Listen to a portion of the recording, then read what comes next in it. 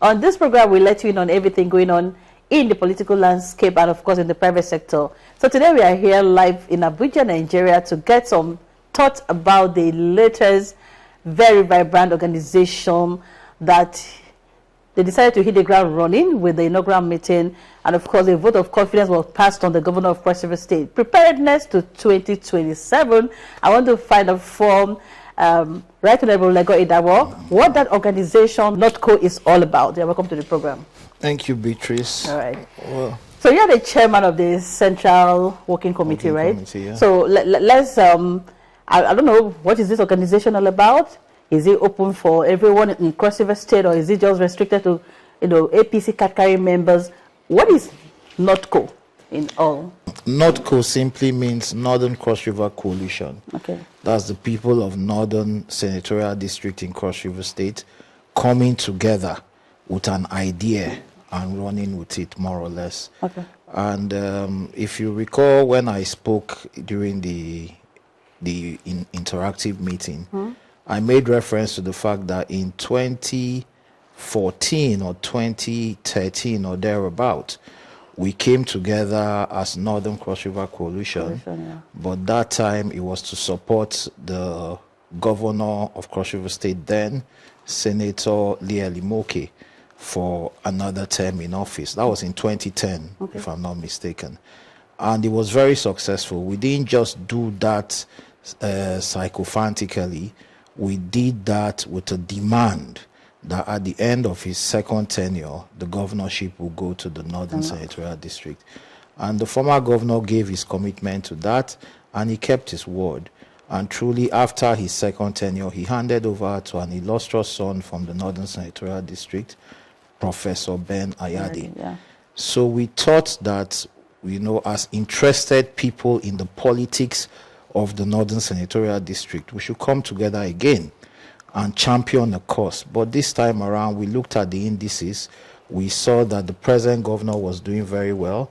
He had a couple of projects across the state, particularly in the Northern Senatorial District, the Ogoja network of roads, the roads in Ukele axis of Iyala local government, the completion of some signature projects started by the former governor, like the Obudu Airport, the Governor's Lodge, and some other projects. And we found it wise to come together and encourage him and support him and make a statement passing a vote of confidence in him. And our vote of confidence doesn't end there. We intend to gather again as a General Assembly and go a step further to endorse him and urge him to run for a second term in office. All right, so we've seen a lot of reactions regarding Northcco. And then, of course, people that didn't really understand are asking, is that another branch of the APC and all of that? So can you just give clarity as to the difference between this organization vis-a-vis any political affiliation, per se? Because I think maybe the confusion started by having the APC chairman as the advisor. And then other people are saying, is this open to every Northern Cross River? Which you said yes. But then why would you have the APC chairman being the advisor? Is that the right thing to do? Well, the initiators of this movement are members of the APC. But if any other well-meaning Cross Riverian, even if you're not in the APC or in any other party, you believe in the ideals that we stand for, you're more than welcome to come in to join us. All right. But we are the initiators. It's the APC leaders in the Northern Senatorial District that are coming together to put their party together so that upon such an endorsement of the governor, we are able to deliver the votes in the general election. So we're not just endorsing him verbally. We're actually delivering on our promise to return him for a second term. All right, you talked about if they agree with the ideals of the organization. So let's maybe throw light on the ideals of the organization. What does this organization stand for? What do people represent? Well, the organization stands for one, unity in the North amongst APC members. And then when we come together united, our slogan is one North, one love. With love for one another, we can achieve anything. So we want to not only support the governor, but to also make certain demands of him that will impact on the lives of our people, to encourage him to complete the projects he started, to do a needs assessment of our people and find out where it pinches them the most, which projects will better touch their lives. So we're able to advise the governor and guide him on what the people truly need. So he has a couple of years to go in his first tenure, and we believe if he gets that information from us, it will help him apply resources towards touching the lives of the people. So those are ideals that if anybody believes in them, they're more than welcome to join us. Okay, that's interesting. So this is still inside Cross River. Okay, Right Honorable, I want to get your thoughts on this aspect, because a lot of people are having so many expectations on Cross River North. They want to see that the North is ready to regroup. But then in trying to regroup, I see that a lot of people are beginning to, I don't know if they maybe the right word to use it, that the people are getting so afraid of the initiative. I think that this initiative shouldn't be about witch hunting. And I think that that is not the focus on all of that. Now, how is the North able to truly regroup? Would this organization regroup the North in all ramifications? Yes, it will, and it started. If you followed our first interactive meeting, the unity of purpose that was witnessed in that meeting was unprecedented.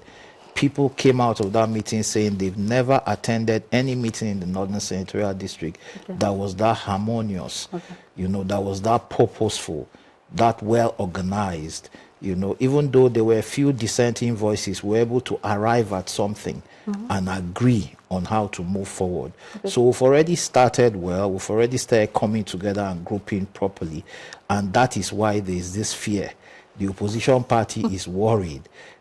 Probably they say when you're not doing too well and you see people meet, you begin to think they are talking about you and you begin to get worried. So we understand their fears and their worries, but we just urge them to leave us alone, go back and do what they're doing. If they do well, the people of Northern Senatorial District will vote for them.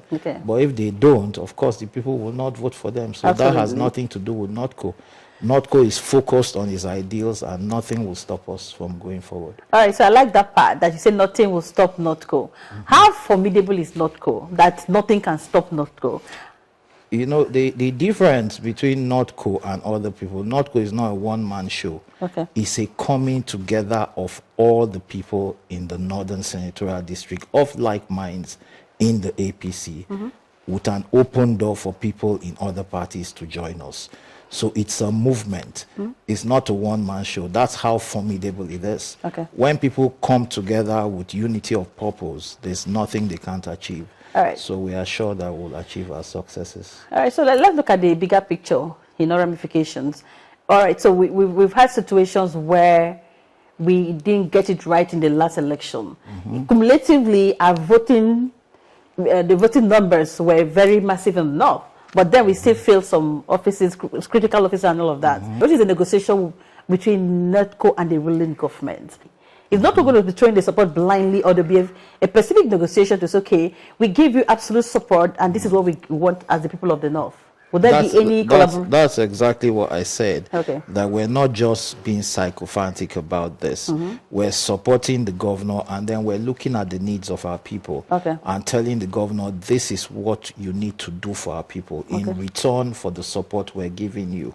So that by the time you're able to do A, B, C, D, E for our people, it helps us in the general elections.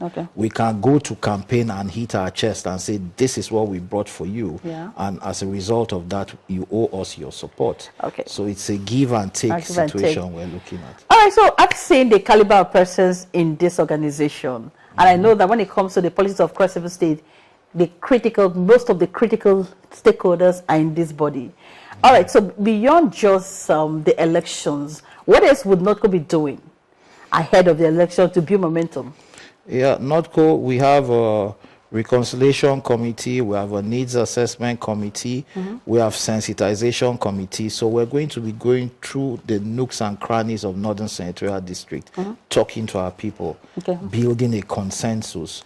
Where there have been issues, where there have been distrust, we'll see how we can make amends to get everybody on board this movement before the general elections. All right, so sir, we'll now move to the election itself. We saw how the surprise element came upon the Northern Cross River, how we were invaded in our space, and even the leaders, including even the governor himself, couldn't even leave the house per se. What if these people are going to stage a comeback?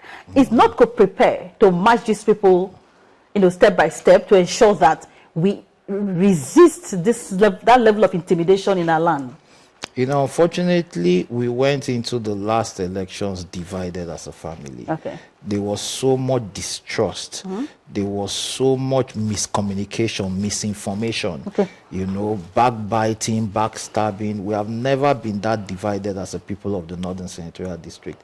That's why the things that happened in the last elections happened. Okay. So what Northcco is saying is that moving forward into the next election cycle, we will see how we can make amends. Okay. We'll see how we can repair where things were wrong, see how we can talk to people, build consensus, so we don't have that kind of scenario again. And once we're able to do that successfully, moving into 2027, the things that happened in 2023 will not happen. So how do you tackle external aggressors? Yes, the reconciliation is not just internally. Okay. We're going to be talking to, we know all the players and who played what role. Okay. We're going to be talking to everybody. We're going to be building that consensus from bottom to up. Okay. We're going to be looking at things clearly. Okay. We're going to be discussing with our people, All right. both in diaspora and at home. Okay. We're leaving no stone unturned. All right. So it's a thorough thing we're doing. And that's why we started early. If you notice, we still have about 2 years to the election. So we're starting early in the day. Right. So we'll leave no stone unturned. Okay, I like that. I like the modalities you're putting in place to ensure that the North gets it right. And of course, I know everybody who wish well for the North should be happy about this and all of that. But there are a lot of misconceptions. So people are making this whole formation of this organization about their personal interests. Some people are saying that you are coming together as a team to prevent them from achieving a certain result, or you want to take over the structures from them. And then you see, you can fight external battles. But when it has to do with the internal battles, how do you resolve that? There's nothing you start that everybody will accept it wholeheartedly. Okay. There's bound to be suspicions, there's bound to be mistrust and all that. So, but what I said in the inaugural meeting was that Northern Cross River Coalition is not about anybody's personal aspiration within the Northern Senatorial District. We've not gotten to that bridge yet. Okay. What we're talking about is building consensus as a people, showing love to one another, And then when we do that, we're going to drum support for our governor and our deputy governor. Okay. After that is done, when we get close to the election cycles, we can begin to look and see who the cap fits in which position. All right. And begin to make those cases and be prepared to make sacrifices. Okay. Some of us are used to making sacrifices, and we're willing to make those sacrifices again if the need arises. All right, so to reinstate confidence in the people of the North, can you tell us categorically as a chairman working committee that the North can actually reclaim those positions in the ruling party that were lost? We will, not can, we will. In what way? Don't worry. Is that an emphatic statement that we are getting? Statement. All right. Being that what I said was, if we do all the things we plan to do, we will definitely succeed. The North has never come together as a people and failed before. So this narrative that the North, Cross River North, is in opposition. What is your take on that? Presently, you can say so because we have a senator that is not in the APC. Okay. We have 2 House of Rep members that are not in the APC. Yeah. And they're in the opposition party, so you can say so. And that is why there's need for us to work hard to see how we can do things differently, moving into the next elections and reclaim our seat. All right. So you've been in the local government as a chairman. You became chairman of chairmen. You've been in House of Reps and all of that. Okay, so are you telling us categorically that we have the capacity to reclaim our positions to the All Progressive Congress? Yes, we do. All right. We do. Okay, so that's the assurance we needed, and I'm sure the people of Cross River State, Cross River North, rather, will be very, very excited to hear this. You are hearing live from the chairman working committee of Northcco, and of course, you've heard the narrative that has been corrected. It's not about anybody. Northcco is not about tackling individuals or witch hunting. Northcco has a specific assignment, and the assignment is to reclaim the North, and they are setting out to do that, and the chairman has said that nobody can stop Northcco. All right, so let's look at the general permutations in the politics of Cross River State. we started 2025 with a lot of maybe infighting. We saw what played out with between the senator in South and the governor. And there was, of course, so many tensioning of the polity and all of that. What is your take? How do you classify what is going on right now? My own personal opinion is that things are exaggerated and blown out of proportion. I don't see any issues. We have one leader who is the governor of Cross River State. He's the leader of our party, not only in Cross River State, but he's indeed the leader of our party in the South. So we will all fall behind him and support him. And he's a reasonable governor. He's a governor that listens. Sometimes most of these issues arise out of fear and suspicion.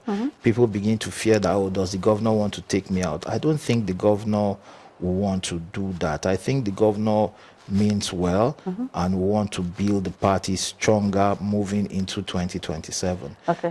So he would look at things carefully as a leader and take those decisions. And I believe that when they're taken, there will be good decisions for the people. All right, that's interesting.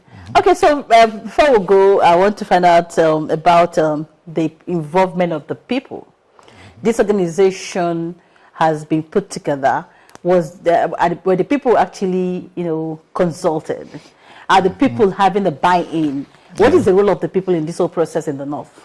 The people are actually buying in.